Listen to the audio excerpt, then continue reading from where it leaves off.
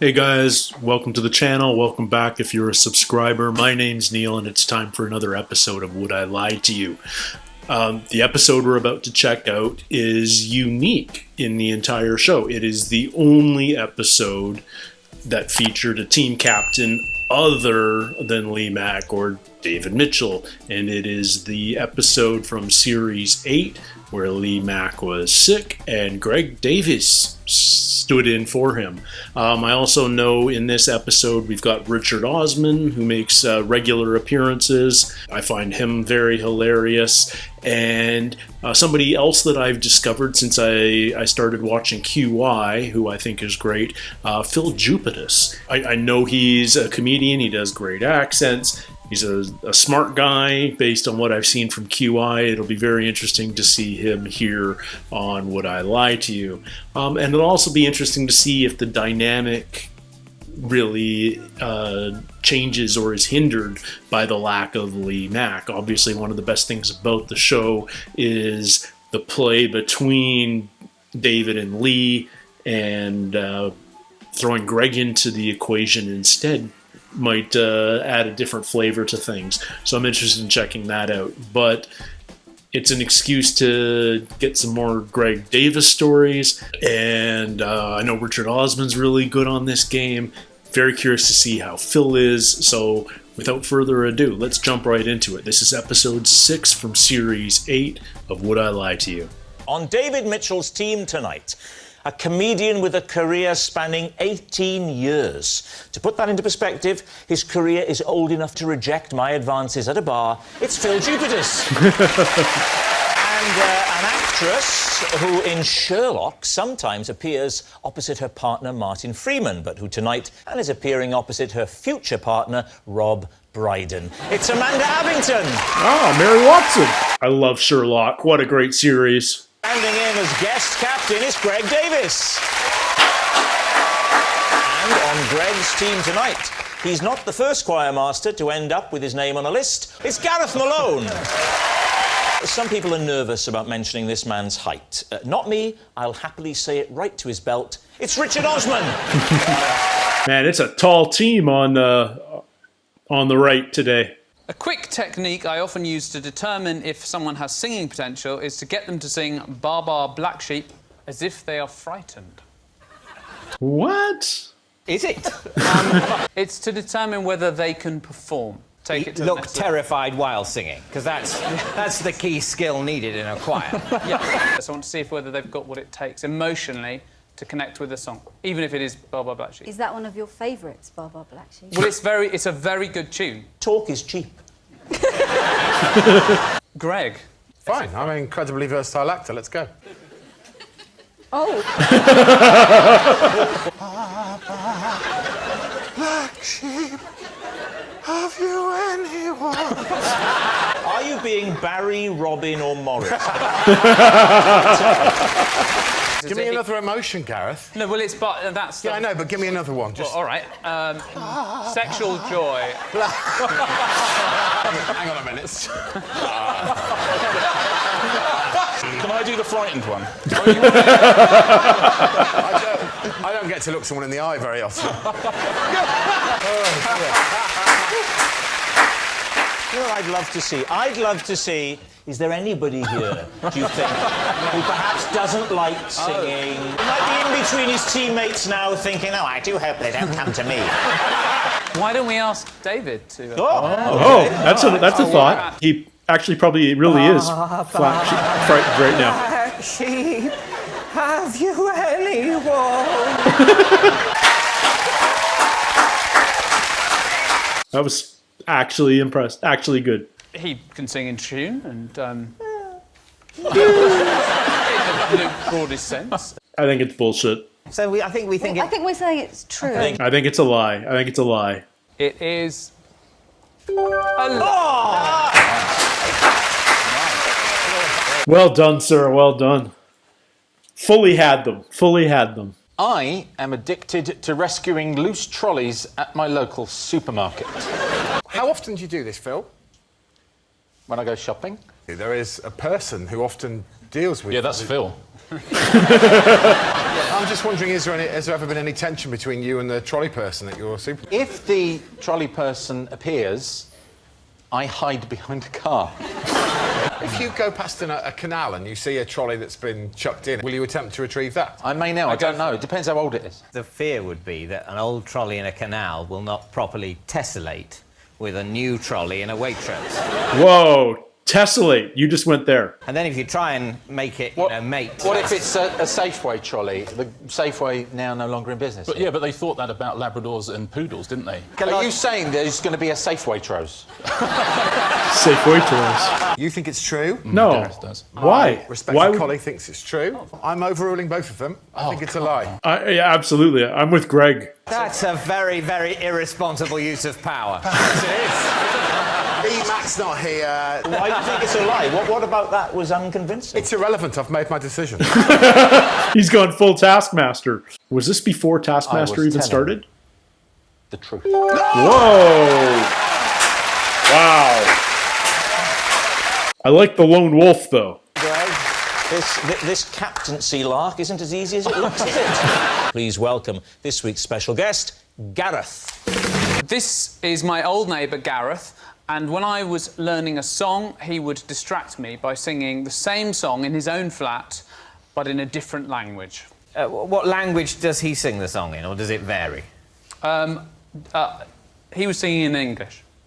So what were you singing? German. What song? I think it was Bach's St. Matthew Passion. That's what I thought it would be. Yeah, that makes... So how often did this happen? Enough for me to remember to mention it now. If a neighbour was singing a song next door to me, the first thing I'd do would be to translate it back to English, especially through a wall. That really cuts deep. I can't remember it in English. You don't really want to hear it, do you? I'd like to hear it as if you're frightened. And he was singing exactly the same song, the other side of a wall. Yeah. I mean, actually, upper semitone. So he's your neighbour. He's also called Gareth. Yeah. He's singing the same song in a different language and a semitone different. Almost unbelievable. Almost. This is Gareth. When he came to watch a recording of Pointless, I have to ask for him to be moved away from the front row because his behaviour was putting me off my statistics. I sit very close to the audience on Pointless, where my little desk is, and there's an audience very close to me. Lots of people come and see Pointless regularly, and they know if they turn up early, they can sit in the front row, and Gareth is one of those. There's a way of getting yourself on a TV show which is laugh in an unusual way. So you say, no, Amanda will almost certainly be on the show. Yeah. And in the second show, he clearly developed a laugh that sounded sort of like a donkey braying sort of a laugh. And I could hear it all the way through, and so in the first recording break, I said to the floor manager, could you get him moved to the back? So he wasn't told what the reason was? No, of course not. How do you think he feels now? He literally came up to me about 3 days later and said, I know why they moved me. They moved me because I was doing that laugh. And I said, yeah. He sauntered up to you while you were halfway through reading out some information and went, by the way, Richard, I know why I got moved the other day, and I know why security are coming for me now. This is Gareth. He was the rickshaw driver I once paid to pedal me home. By the time we arrived, he was so exhausted, I let him stay on my sofa. I had a very big celebration in the centre of town. Oh, where? What reason? I was celebrating leaving teaching. You emerged from the bar in question, Yeah. a little worse for wear. I was offensively drunk. A rickshaw? Yeah. Why? I was showing off. It'd been a day of showing off. How far did you have to take, Gareth? It's just shy of 10 miles. How much was it? It was £163. What a dick move, but I believe it because he knows the number immediately what it cost. When does the whole idea of offering him a bed for the night? I got off the bike, and by which point I was incredibly sober, and I looked at his face, and it was grey. I mean, I genuinely feared for his life. So I said, "Oh my God, you must come in for a bit," and I made him a cup of tea. We're better than that, guys. We're better than that. How did it progress from the cup of tea to the sleep? He said, would you like to come in for a bit? A bit. Exhausted from the bit. Biscuits! Fell asleep on the sofa. And I'll give you an extra little detail. As he went past my front garden, he said, "What is that?" because I had set fire to my teaching outfits before I'd gone out, and there was half of a trouser leg left as someone spontaneously combusted. I'll go with Greg. 163 pounds sells me. See, I'm thinking rickshaw driver. But you're discounting Gareth altogether. Oh, completely, yeah. I'm going to go with the team captain's final decision. If I had a gun to your head, though, Amanda, and don't rule it out, who would you go for? Greg. You go for Greg, all right. Or Richard. We'll say Greg. He's a pointless contestant. Would you please... Look how treat this with a nervous little more they are. respect? My name is Gareth, and I once distracted Gareth. No! They didn't even consider it. Wow. Wow. It really is unbelievable. Love it. I love it when nobody considered it. Every time I lock my front door, I squawk like a parrot. That way, if I later worry that I didn't lock it, I remember the squawk and know that I did. Quite genuinely, I think that makes perfect sense. Yeah. Give us a squawk. Yeah. It goes, lock, squawk. Are you in view of neighbours? Have you ever been witnessed doing this? I'm in hearing view of neighbours that side. Hearing view. Whatever the word for hearing view Earshot. is. That's it. Hearing range, earshot, hearing view. There's my key. What a tiny little door. Are you going to penetrate Gareth?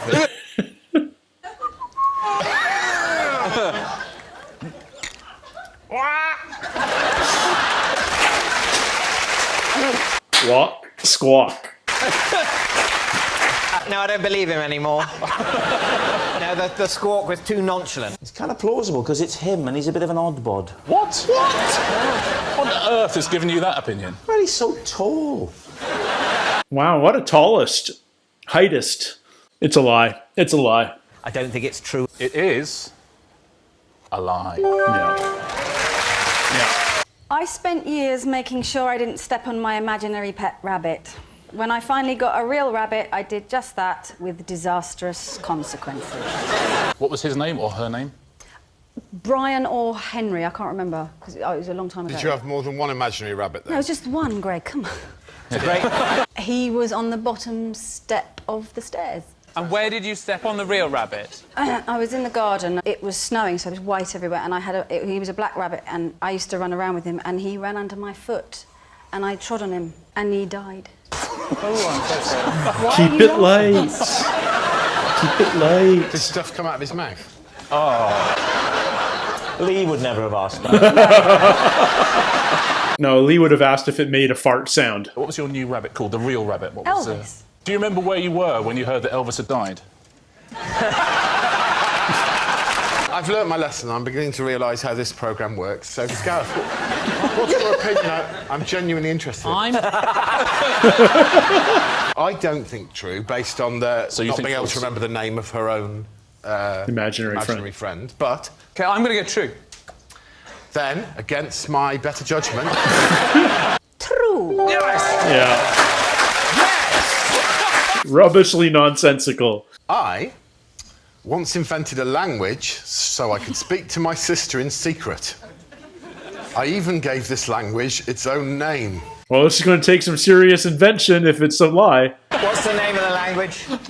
It is not a word that you will have heard of, and the word is cushion. And could you say something in cushion? Yeshk. I didn't claim that the language was sophisticated. I lushkly am in joyshking the experience of would I lush to you? You sound like the chef on Sesame Street. That was on The Muppet Show, the Swedish Chef. Part of the language, and I'm afraid I can't explain this to you, would be sometimes mid-sentence, sometimes at the end of a sentence, just to loudly proclaim, Cochon! My parents didn't... they didn't work out cushion, as simplistic as you clearly think it is. They didn't work it out, so... I squanched to go to the shops.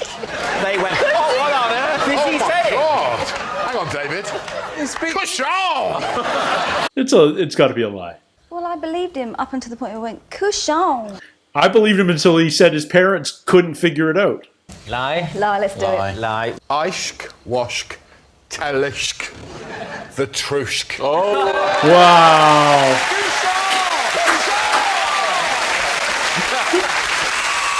Greg's team have won by 4 points to... My individual liar of the week this week is Gareth Malone. Gareth Malone. Good night. That was a fun one. I'm disappointed I didn't get any Phill Jupitus stories, but we got a lot of great Greg Davies, so that's more than worth it. I have to now assume that anything Greg did in his childhood was true. He was just a goofball. I remember, what was it, Snorkel Park Music Room or something like that. That game he invented sounds about as sensical as Couchon. Really, just a fun, entertaining episode. It was interesting to see him take on the team captain duties, and this is why you never overrule your teammates. If they both agree on something, even if you disagree, you've got to go with the majority. This is why democracy makes sense, because you need to keep your team together emotionally and psychologically. You have to act like a unit, otherwise it's just fragmentation in the ranks and everything falls apart. This is probably why he never got invited back. But I wonder where this sits with the birth of Taskmaster. I know Taskmaster does 2 series a year. We're about to see series 12, so that means it's been going for about 6 years, which takes us back until 2015. They only do 1 series of Would I Lie to You a year. So this is series 8, which was 2014, 2015. They may have just launched the first series of Taskmaster at this point, and you can see a bit of that Taskmaster personality in Team Captain Greg Davies, which is really nice to see. Anyway, thank you guys so much for joining me. As always, it's a blast just hanging out. Please let me know what you think in the comments. And if you haven't yet, please consider subscribing. It'd be greatly appreciated and great for the channel, help build the community. Until next time, guys, thank you so very much. Take care, stay healthy, and we'll see you soon. Cheers.